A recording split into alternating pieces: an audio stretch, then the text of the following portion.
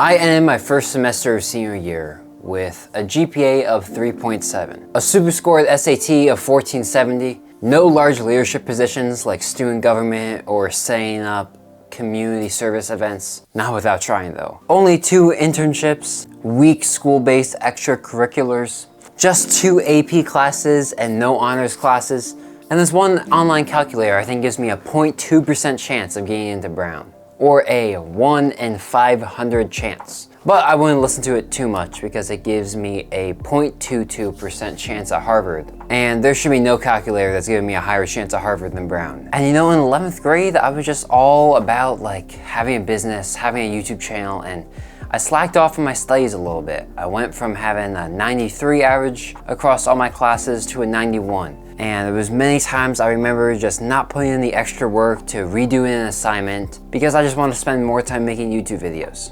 Even if it would take 15 minutes to get an extra 5% on an assignment, I put those extra 15 minutes into scrolling on YouTube, pretending that I'm actually being productive for my YouTube channel. But with all that being said, I still applied to all the Ivy Leagues, except Dartmouth. Sorry. And let me tell you why, knowing all my academics and extracurricular reasons for why I shouldn't apply to these schools. Firstly, I have dreams and ambitions of being someone who makes change in the world and influences the world. And, well, that's a very tough thing to do. Most people don't have a lot of influence and don't change the world that much. But an Ivy League degree would help a little bit, you know, just a little bit. Like, just take a look at like some of the alumni from this school. I mean, obviously it's selection bias where, you know, people that go to Harvard are gonna be more successful even if they don't go to Harvard, but come on, it helps. Like, let's be honest, it's gonna help. And at the minimum, going to Harvard is gonna make it easier for you to work with these people than if you just went out on your own. And while I am by no means, absolutely no means, the ideal Ivy League applicant, I mean, you heard my academics and resume earlier. And to use some of my recently learned statistics knowledge, I'm still within the 6 Sigma range, which is, in statistics, 99% of outcomes, which is where you're allowed to say something is likely to happen. Everything outside of these bounds is unlikely to happen. And well, my acceptance is not unlikely to happen. But I mean, probably within the 3rd standard deviation, so at best I've got a 5% chance. It wasn't too big of a financial cost for me either. Every one of these like pseudo Ivy League or Ivy League schools cost me around $70 to $80. And so let's take $70 for Brown, for instance.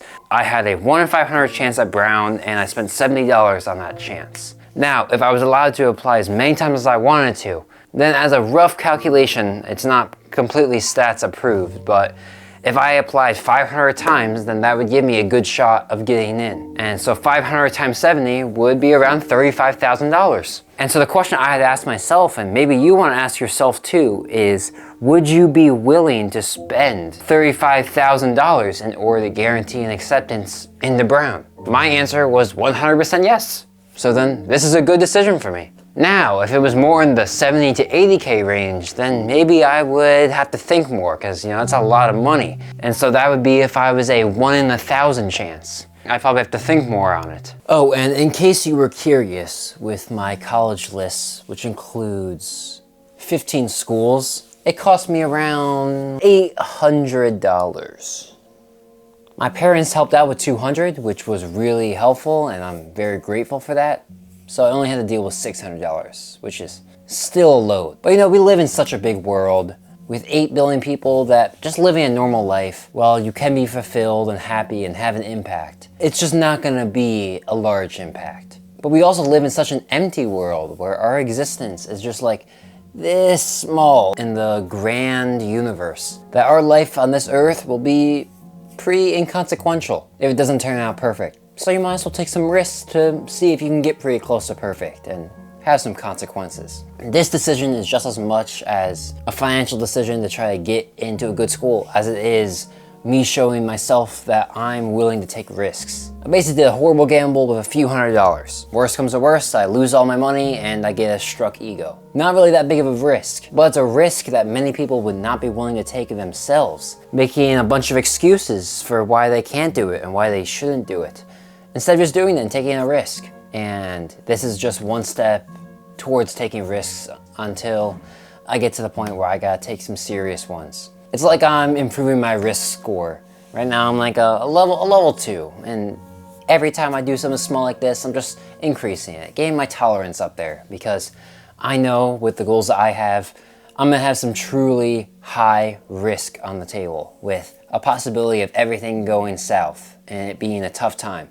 And so I gotta prepare myself. In addition to all of this, the connections you get to make at these schools are really important. Like, the craziest statistic I saw is that I think only 0.4 of Americans that go to college go to an Ivy League undergraduate. But people that graduated from an Ivy League undergraduate make up 12% of all Fortune 500 CEOs. So that's around a 30 times overrepresentation for these schools. And then just making these connections when you're in college can be so useful in your career 10 or 15 years later when you're near the top of your field and these other connections you have are at the top of your field, and you guys can all work together and use your connections with one each other to help each other out and to grow research or businesses or careers. Like, these are people that are going to be the most ambitious in American society with the biggest dreams and the hardest work ethic, who are also willing to sacrifice just like you might want to sacrifice in order to make these dreams happen. And having a network of people like that who have similar goals to you, instead of people that you know are just content with living, you know, a normal life where they get to have a house and kids. Of course, that's rarer nowadays, but just having a normal life. I mean, there's nothing wrong with it. Nothing wrong with it at all. Easy way to, you know, be fulfilled and be happy. But that's just not the way I think. And lastly, it's just a dream to be able to go to one of these schools. I mean, ever since I was a little kid, I've always wanted to be one of the people that go to a school like Harvard or Princeton. I mean, I really only knew about Harvard, really. But now that I'm a little older, I understand that there's more schools that are at Harvard's level. And it just would be fulfilling a dream that I've had since a young age to go to one of these places. If an Ivy League doesn't work out, I will still be fine going to a public school than if I have to go to an Ivy League private school. Because you want to know what? It's cheaper going to a public school than an Ivy League school. Ivy League schools have a lot of endowments, so they can help a lot of financial aid. But it's not beating a good public university that's funded by the government. At my specific public university I'm looking at, I've got a good scholarship that's going to bring my yearly cost down to around $8,000 a year. And then I'm also in the running for a leadership scholarship. And if I get that, it'll be $1,000 a year, which is practically free by college standards. And then I already have 1 3/4 years done of schooling for public universities in New York. I'd already be a year and 3/4 ahead. And it's still a very highly ranked university in the top 50 in many categories, top 20 in a few, and top 100 in the rest. And then if I end up at one of these public universities, I can still put in work doing well in my classes, going to internship, doing good on the GMAT, so that once I graduate from here, I can apply and have a good shot at an Ivy League graduate program. Basically, Ivy Leagues be nice, but my whole future isn't riding on them. I talked about this a little bit in my video about the biggest lesson I learned at every age. Video I made for my 18th birthday. About how it's more possible than people think to be an excellent student. And it just takes a lot more work for some people than others. Like, I had a pretty high, I was good at school from a young age. I don't know if that's an IQ thing or just a luck thing. I don't know what it was, but I didn't have to put in a whole lot of effort to be good at school. But someone who may not have as high of an IQ, I don't know if it's IQ, but I'm just gonna assume that it is. They just have to put in more work. Like, they did a study where if you were willing to put in 150 or 200 hours into the SAT, in all likelihood you were going to get around a 13 to 1400. I mean, the same happened with me. I got a 1310 on my first take, and I probably put in around 30 to 40 hours of studying in, and I got a 1470. And so if you have the baseline IQ or talent in order to get above a 1400, I'll say above a 1450 on the SAT, and at minimum a 3.7 GPA, but really you want a 4.0. Trust me, with what College Vine and niche you're telling me, I really wish I had a 2% higher GPA to get a 4.0.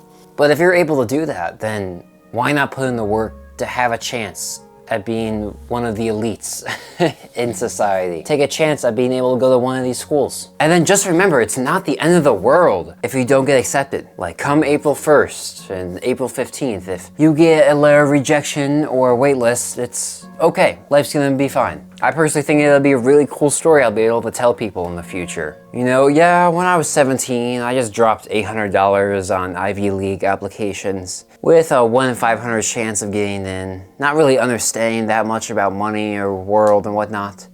And if I get in, I talk about how awesome of an opportunity that was. And then if I was rejected, it'd be like, that move that I made there was the first step in me showing that I was able to take risk. And then I've recently had an interview of a Princeton alumni. It's not anything that cool. I think it raises my chances a little bit, but it's not like I'm going from 0.02 to 20%. No, nothing like that. But I asked him just like how being a Princeton undergrad has affected him and whatnot, and how it's changed his life trajectory. And he says it was a great experience, like meeting these people and having these classes and finding his passion. But it's all stuff that he could have still done at another college. And I mean, this guy was personally not someone who was thinking about changing the world as much as possible, but I could see where he was coming from. I think it's gonna be a stressful, but also chill April 1st when a bunch of these acceptances come through. Let me rephrase that. When a bunch of these application decisions come through. Not many acceptances. Yeah, because I don't think I'm gonna get a single acceptance, maybe one wait list if I'm lucky. But you bet I'll be dashing out my front door and running through multiple blocks of my neighborhood if I see a single acceptance from any of these schools. And if you thought this video brought you any new perspective or helped you think better in any way, see what I did there? Check out my video on the biggest thing I learned at every one of my teenage years. You can check out that video right there. I promise you won't be disappointed. And don't forget to apply to Harvard, stay within the Six Sigma, and think better. I'll catch you over in this video right here.